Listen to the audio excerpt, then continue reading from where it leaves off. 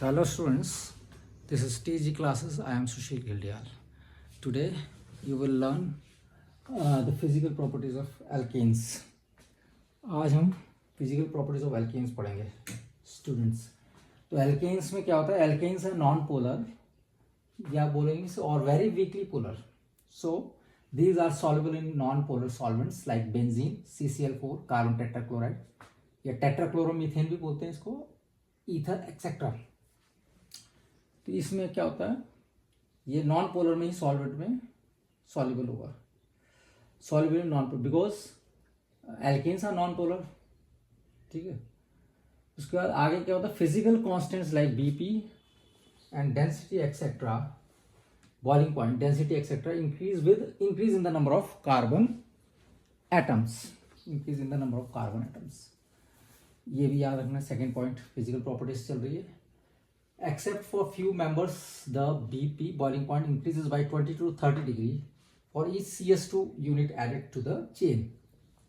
Because boiling point of covalent substance depends on the intermolecular forces, and intermolecular forces depends upon the number of electrons, surface area of the molecule, and its dipole moment.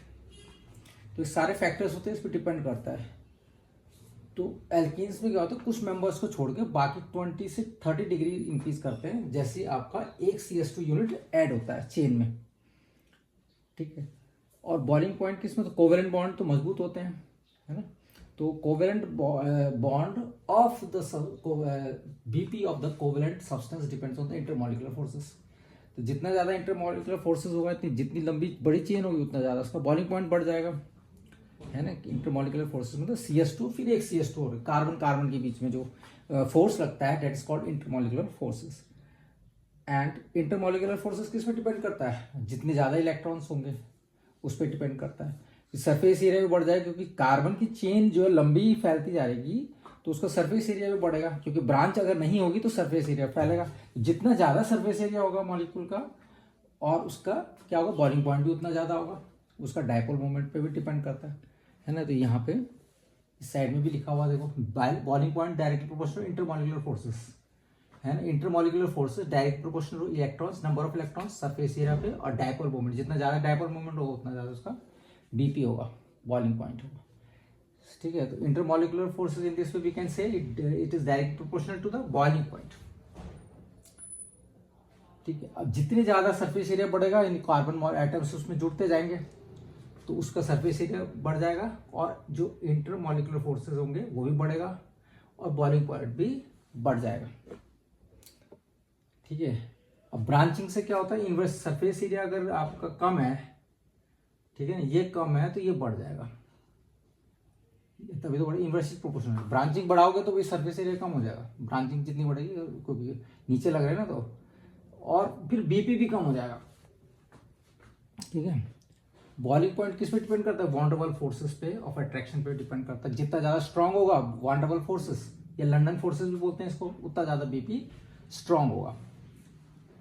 और एक formula ये भी है BP का, boiling point का, कि molecular weight divided by number of side chain. मतलब inversely proportional हो गए दोनों. अभी पीछे बताया था कि जितनी ज्यादा ब्रांचिंग हुई तो बीपी कम हो जाएगा, लेकिन मॉलिक्यूलर वेट ये डायरेक्टली प्रोपोर्शनल है. जैसे यहाँ पे देखो, ये कार्बन चेन छोटी है फिर बड़ी हुई फिर बड़ी हुई, तो बॉइलिंग पॉइंट बढ़ता रहेगा. मोर कार्बन बढ़ने से क्या हुआ, कार्बन चेन बढ़ने से उसका मॉलिक्यूलर वेट बढ़ गया, तो मॉलिक्यूलर वेट के डायरेक्टली प्रोपोर्शनल है बॉइलिंग पॉइंट.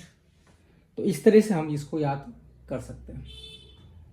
अब आगे देखिए, C1 to C4 are gases. Carbon की जो चेन होती है उसमें C1 to C4 क्या होता है, गैसेस होता है.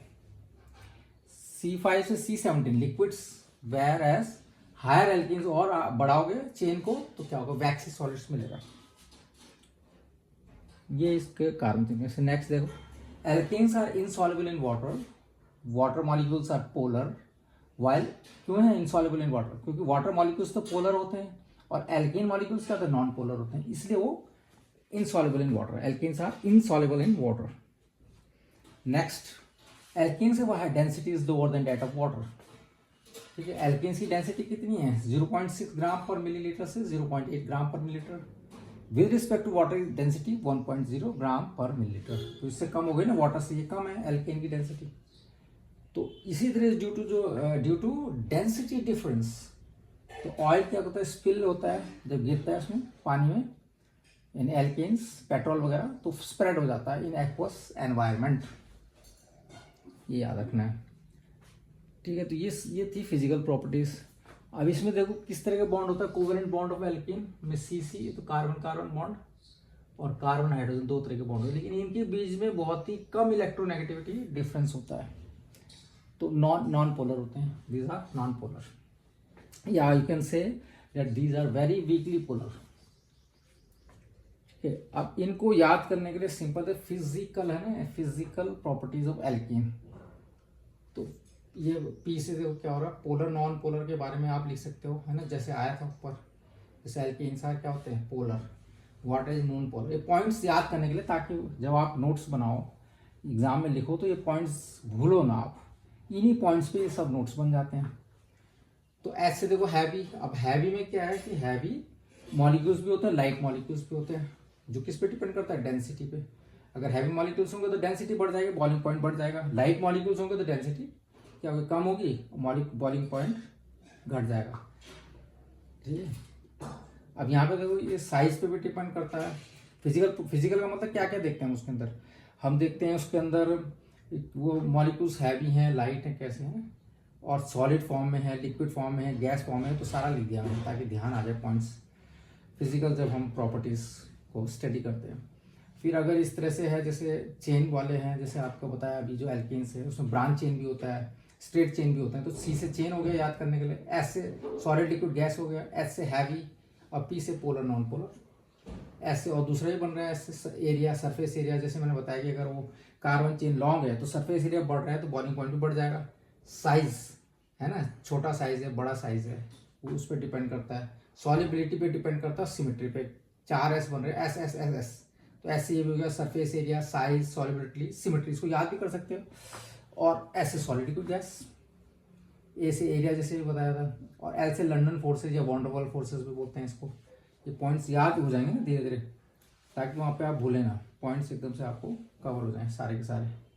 अब एल्केन्स का भी बना रखा फिजिक, एल्केन्स में ए है, ए फॉर एल्केन, ये देखो ए एल होगा ना, एल, और केन्स, के ना स, एल्केन्स। तो एल्केन्स होगा एल से लाइट जब आप रखोगे तो लाइट और हैवी मॉलिक्यूल्स के बारे में आपका नॉलेज हो जाएगा, उसमें उससे आप फिर डेंसिटी का पता लगा सकते हो ना, इसमें कम है, कम डेंसिटी में क्या होगा, हैवी में क्या होगा, बॉइलिंग पॉइंट बढ़ जाएगा, है ना। कम डेंसिटी होगी तो जल्दी से गलेगा, मेल्टिंग पॉइंट क्या होता है, लो मेल्टिंग पॉइंट हो जाएगा, लो डेंसिटी है। तो ऐसे इसमें आपका आइडिया लगा सकते हैं। इसके बाद एन का होता है नॉन पोलर, क्योंकि एल्केन्स का होता है नॉन पोलर होता है, एन आ गया, है ना।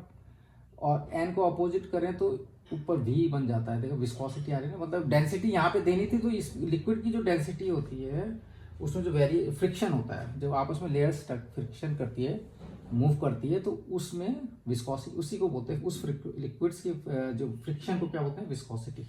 जो लेयर्स आपस में रगड़ती है आपस में, तो ऊपर की ज़्यादा तेज होगी, फिर नीचे वाला जब टच करेगा तो उसको क्या करा, उसके अगेंस्ट जाएगा, है ना। फिर और नीचे, इसलिए उसकी जो लेयर्स है धीरे धीरे उसकी स्पीड कम होती है, सबसे ऊपर की ज़्यादा स्पीड, फिर नीचे फिर और कम होती रहती है। विस्कोसिटी फ्रिक्शन है एक तरह से जो लिक्विड्स में होता है। तो एन अपोजिट बी, इससे याद करो, डेंसिटी है तो यहाँ लिक्विड्स के लिए विस्कोसिटी, ये दोनों एक दूसरे से हो रहे नहीं है, इसको भी आप कर सकते हो भाई, मॉलिक्यूल्स में डेंसिटी सॉलिड के लिए और लिक्विड के लिए विस्कोसिटी का पता लगाना, है ना, वो भी एक चेन है। अब आपका देखो नॉन पोलर हो गया, एस को भी याद करने के लिए क्या, सॉल्युबल, सॉल्वेंट, साइज, सिमेट्री, कितने आ रहे हैं, 4s आ रहा है, ठीक है। फिर ऐसे स्ट्रेट चेन, ब्रांच चेन आ रही, तो ऐसे क्या होगा, सॉल्युबल, सॉल्वेंट। अब जब हम फिजिकल चीजें देखते हैं तो वो भी देखेंगे ना, कोई किस चीज में घुल रहा है नहीं घुल रहा, फिजिकली देखेंगे घुल रहा, सॉल्युबल है कि नहीं, यानी सॉल्यूट है तो सॉल्युबल है कि नहीं है, और किस में, किस सॉल्वेंट में है वो सॉल्युबल, उसके बारे में पता लगाते हैं। साइज क्या है, सिमेट्री क्या है ना, सिमेट्रिक चेन है, वो इस ब्रांच्ड होगी, स्ट्रेट है, सब कुछ उसमें आता है। तो ये याद करने के ट्रिक्स हैं, these are the tricks of how to remember, long term remembrance के लिए। ये these are the physical properties, ये सब क्या थी, फिजिकल प्रॉपर्टीज थी, these are the physical properties of alkenes के बारे में।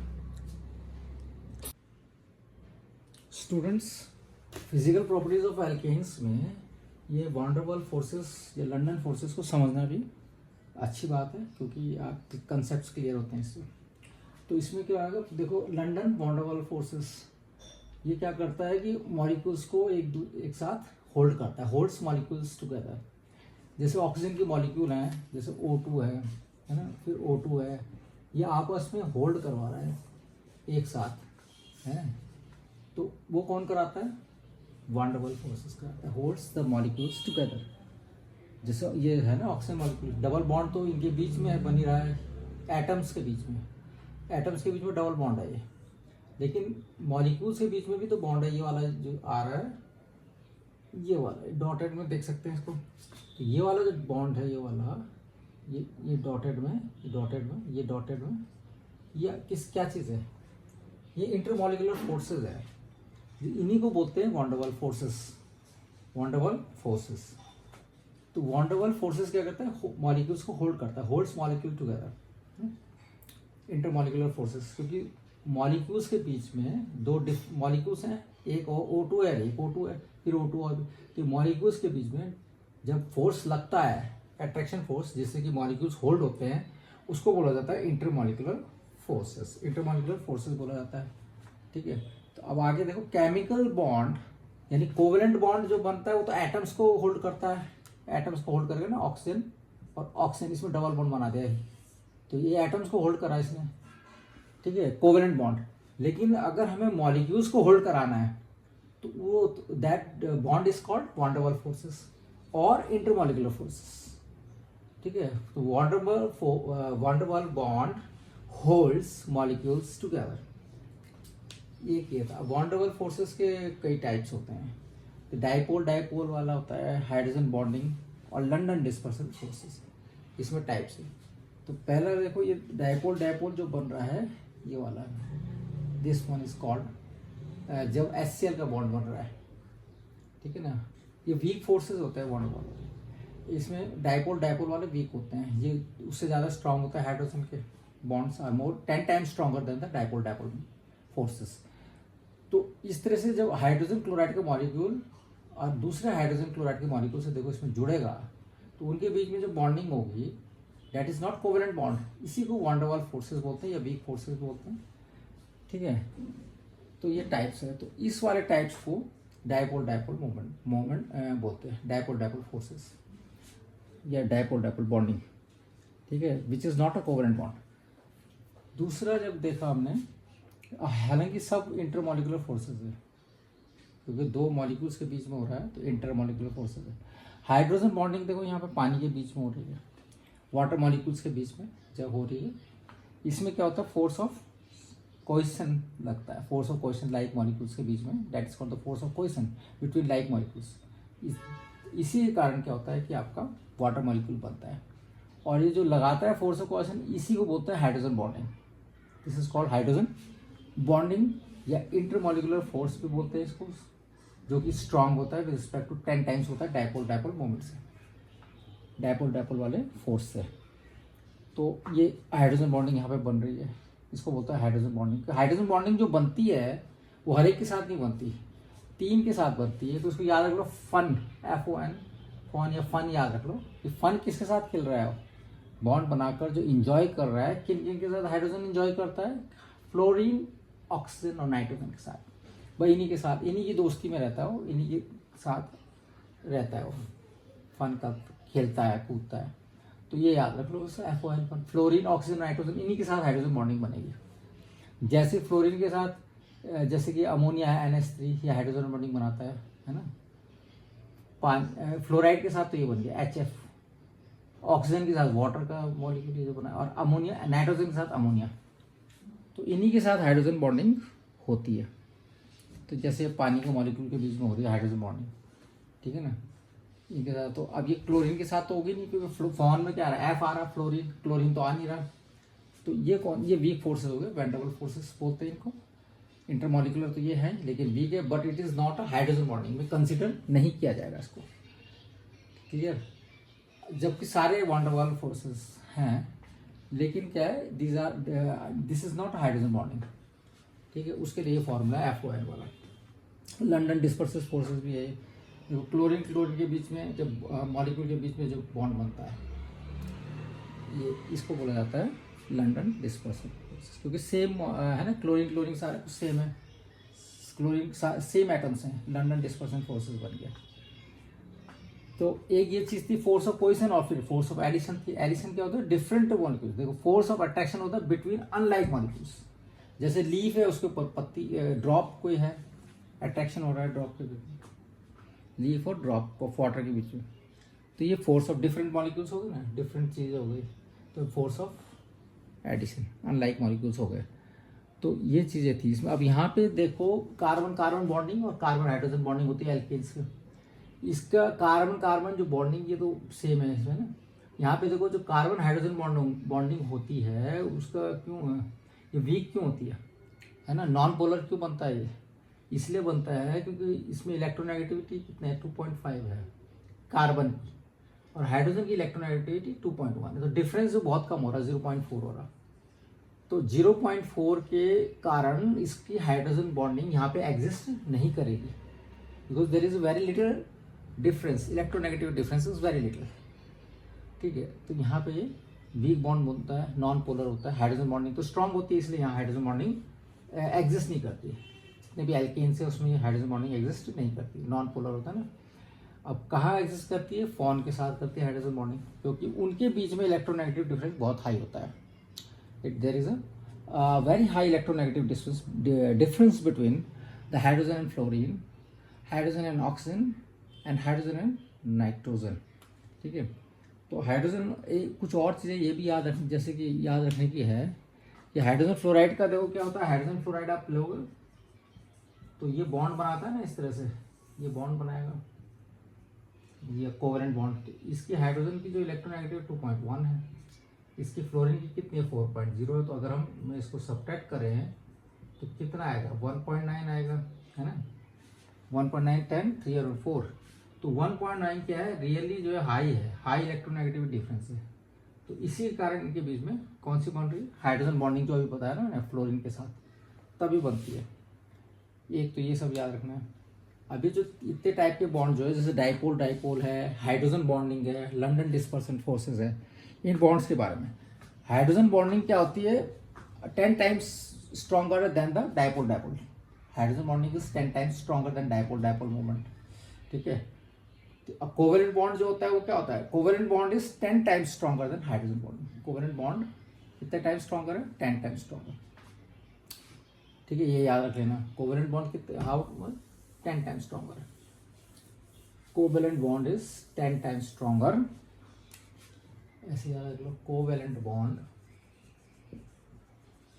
10 टाइम्स स्ट्रॉन्गर देन किससे किससे किससे डाइपोल डाइपोल फोर्सेस से, डाइपोल डाइपोल फोर्सेस से 10 टाइम्स स्ट्रॉन्गर है।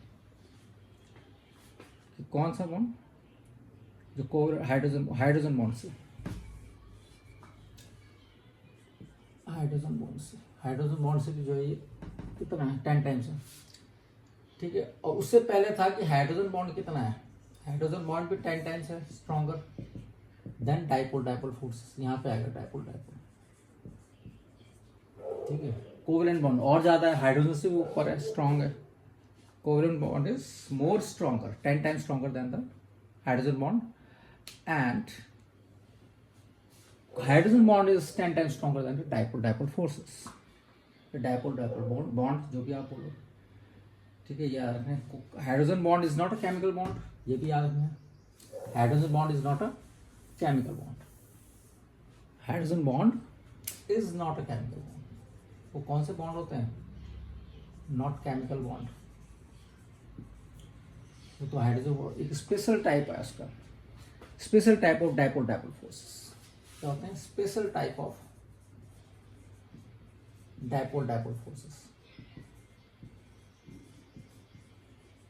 केमिकल बॉन्ड नहीं है, is special type of dipole dipole forces, ठीक है ना। हालांकि जो डाइपोल डाइपोल भी है और हाइड्रोजन बॉन्ड है, दोनों क्या है, इंटरमॉलिक्यूलर फोर्सेस है, intermolecular forces, both are intermolecular forces. They hydrogen bond और ये आपका डायपोल डायपोल बोलते हैं, इंटरमोलिकुलर बॉन्ड बनाते हैं, इंटरमोलिकुलर फोर्सेस हो गई, इंटरमोलिकुलर फोर्सेस दोनों के दोनों. Hydrogen bond is special type of dipole dipole forces. Hydrogen bond is not a chemical bond, but it is intermolecular forces between the molecules. Intermolecular forces between molecules. ठीक है. एक और चीज था, ये भी आता है कई बार कि हाइड्रोजन सल्फाइड और H2O के बीच में है ना, ये कौन सा स्ट्रॉन्ग है, तो इसमें हाइड्रोजन बॉन्ड बॉन्डिंग कर रहे हैं, स्ट्रॉन्ग बॉन्ड होता है बिकॉज ऑफ हाइड्रोजन बॉन्डिंग. तो स्ट्रॉन्ग है तो इसका जो बॉइलिंग पॉइंट है वो भी हाई होगा, तो इसके कारण क्या होगा, हाई बॉइलिंग पॉइंट बनेगा, high boiling point. Hydrogen bond है तो देखो high boiling point, high BP. तो ये लो बॉइलिंग पॉइंट होता है because no hydrogen bond present, because no hydrogen bond. क्योंकि हाइड्रोजन बॉन्ड तो इन्हीं में आएगा ना, FON में, सल्फर तो आ ही नहीं रहा उसके बीच में. तो ये सारी चीज़ें भी थी समझने की. ठीक है स्टूडेंट्स, फिजिकल प्रॉपर्टीज़ में ऑफ एल्केन्स में क्या रहेगा था, आइसोमर्स ऑफ CR5H12 पेंटेन. तो पेंटेन में क्या होता है, देखो 3 टाइप के बन रहे हैं, कहीं ब्रांच है ना, कहीं पे आइसोफॉर्म है, इस तरीके से बन रहा है. ये देखो सब पेंटेन है, इसमें ब्रांच आ गया है ना, तो इसमें क्या बोलेंगे, सेकंड पे है तो सेकंड मिथाइल पेंटेन, 1 2 3 4 ब्यूटेन बन जाएगा क्योंकि एक नीचे ब्रांच आ गई. ठीक है, ये आइसो बन जाएगा, आइसो पेंटेन. अब इसमें क्या बोला जाएगा कि इसका जो ब्रांच, जितनी ज़्यादा ब्रांच पे डिपेंड करता था ना, जितना ब्रांचिंग होगी है ना, तो उसका जो मेल्टिंग पॉइंट है वो क्या हो जाएगा, कम हो जाता है. लीस्ट बन जाएगा, उसका ब्रांचिंग मोर है तो लीस्ट बॉइलिंग पॉइंट होगा, कम होगा ना बॉइलिंग पॉइंट. और इसमें ज़्यादा होगा, बॉइलिंग पॉइंट ज़्यादा होगा, इसका कम होगा, इसमें और कम होगा बॉइलिंग पॉइंट. तो ब्रांचिंग पे डिपेंड करता है बॉइलिंग पॉइंट. ठीक है. अभी मेल्टिंग पॉइंट को देखो, melting point is directly proportional to close packing. जितनी क्लोज पैकिंग होगी, ब्रांचिंग ना हो, मतलब ये सिमिट्री हो, जैसे इस वाले में है, सिमिट्री पे भी है, क्लोज पैकिंग पे भी. जैसे कि क्या है, 3 प्रोपेन हो गया ना, मैथ एथ. ठीक है, मैथ एथ प्रॉप, तो प्रोपेन लिया हमने. ठीक है, मैथ एथ प्रॉप, ये ब्यूटेन है. अब इसमें अगर हम इसको 20 से काटते हैं तो ये तो सिमिट्री हो नहीं रही इसमें, पर यहाँ पे 20 से करते हैं तो सिमेट्रिकल बन रहा है, ये सेम बन रहा है दोनों पार्ट्स. तो जितनी ज़्यादा सिमेट्री होगी उतना मेल्टिंग पॉइंट बढ़ जाएगा. Melting point is direct proportional to symmetry, तो इसका मेल्टिंग पॉइंट ज़्यादा होगा विद रिस्पेक्ट टू दिस. एक तो ये चीज़ है, melting point is direct proportional to symmetry है ना, और दूसरा boiling point is direct proportional to molecular weight. तो इसका मॉलिकुलर वेट क्या है, कितना बढ़ रहा है ना, 4 कार्बन हो गए, तो क्या मॉलिकुलर वेट बढ़ रहा है तो बॉइलिंग पॉइंट भी बढ़ेगा. ठीक है ना, और सिमेट्री है तो मेल्टिंग पॉइंट भी बढ़ रहा है, दोनों चीज़ें. अब यहाँ पे आ जाओ साइक्लिक कंपाउंड्स में, जैसे जाइलीन है, तो इसमें देखो इसको बोलते हैं कि ऑर्थो पोजीशन पे है तो ऑर्थोजाइलिन हो गया. ऑर्थो पे ऑर्थो मेटा पैरा ऐसे चलता है, ऑर्थो मेटा, ये मेटा पोजीशन पे है मिथाइल ग्रुप मेटाजाइलिन, ये पैरा पोजीशन पे है ऑर्थो मेटा पैरा जाइलिन.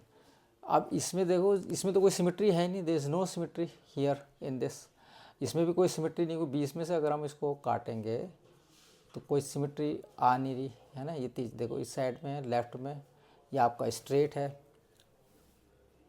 है ना, इसमें मिथाइल ये किनारे पे है, राइट साइड में है, तो सिमेट्री नहीं है. इसको काटने पे जब हम 20 से काटेंगे, इसको पार्ट करेंगे तो सिमेट्री आ रही है.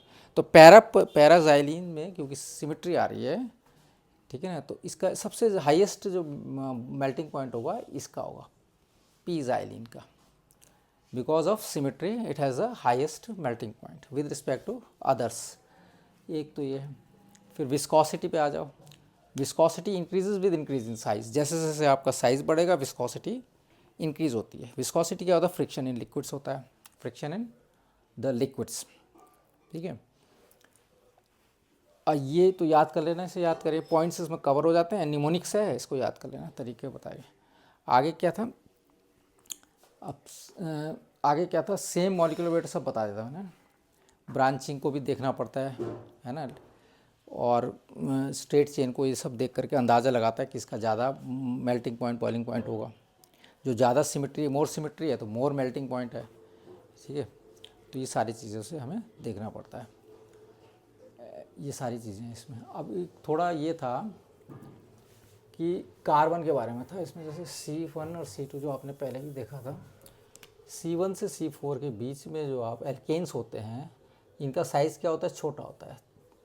साइज़ क्या है, स्मॉल होता है, स्मॉल साइज़ होता है ना इसका।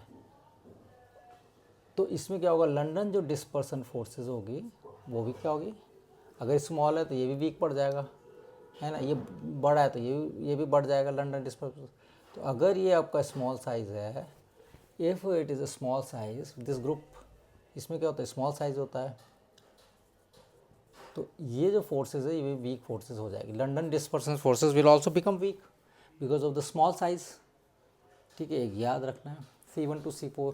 तो इसीलिए वीक फोर्सेस के कारण ये जो ग्रुप है एल्केन्स का, ये गैसेस स्टेट में एग्जिस्ट करता है, गैसेस स्टेट में एग्जिस्ट करता है, ठीक है ना। एक तो ये याद रखना है, ठीक है, क्योंकि ये वंडरवल फोर्सेस होते हैं। ये क्या है, यहाँ पे वीक पड़ती है स्मॉल साइज़ के कारण, ठीक है ना। इसको क्या बोलते हैं, लंदन फोर्सेस भी बोलते हैं। टाइप ऑफ वंडरवल फोर्सेस होती है, ठीक है, टाइप ऑफ वंडरवल फोर्सेस है, टाइप ऑफ वंडरवल फोर्स। तो ये फोर्सेस साइज स्मॉल होने के कारण क्या पड़ जाता है, वीक हो जाती है। साइज स्मॉल होगा तो वीक हो जाएगा, इज़न्ट इट। तो ये ध्यान में रखना है आपको। और फिर आगे अगर हम ग्रुप देखें C5 से C17 का जो ग्रुप है, वो जैसे साइज़ बढ़ रहा है तो साइज़ बढ़ेगा जो यहाँ पे, तो LDF जो लंदन डिस्पर्सन फोर्सेस है वो भी बढ़ जाएगी, है ना। साइज़ बढ़ने से क्या हो जाती है, डायरेक्ट ये भी बढ़ेगी, LDF लंदन डिस्पर्सन फोर्सेस जो कि वंडरवल फोर्सेस है उसका टाइप है वो बढ़ जाएगा, ठीक है ना। तो ये बढ़ने से क्या होता है, ये लिक्विड स्टेट में अभी तो गैसेस था, लिक्विड में कन्वर्ट होगा, और ज़्यादा साइज़ बड़ा होगा तो सॉलिड में कन्वर्ट हो जाएगा, ठीक है। तो ये ध्यान में रखना है इसमें। तो मेल्टिंग पॉइंट का भी ध्यान में रखना है। मेल्टिंग पॉइंट किस पे, साइज़ पे होता है। तो जब साइज़ बढ़ेगा तो मेल्टिंग पॉइंट भी बढ़ जाएगा, है ना, क्योंकि LDF स्ट्रॉन्ग हो जाएगी साइज़ बढ़ने से, तो मेल्टिंग पॉइंट भी बढ़ जाएगा। इस तरह से ये सब चीज़ें याद रखिए। विस्कोसिटी भी डिपेंड करता है। Viscosity direct proportional to size of molecule, ठीक है। और ये याद रखना है, जैसे जैसे साइज़ बढ़ेगा तो विस्कोसिटी का मतलब जो फ्रिक्शन है, क्या बोलते हैं इसको, viscosity, friction between different layers, तो फ्रिक्शन वो भी बढ़ जाएगा, फ्रिक्शन भी बढ़ जाएगा, यानी रेजिस्टेंस बढ़ जाएगा, या इसको बोलते हैं रेजिस्टेंस। साइज़ बढ़ने से, मॉलिक्यूल का जो साइज़ बढ़ने से क्या बढ़ जाएगा, ये विस्कोसिटी बढ़ जाएगा, ठीक है ना। Size of molecule, size of molecule. Resistance also increases if resistance also increases with respect to the size of the molecules. So viscosity increases, friction increases.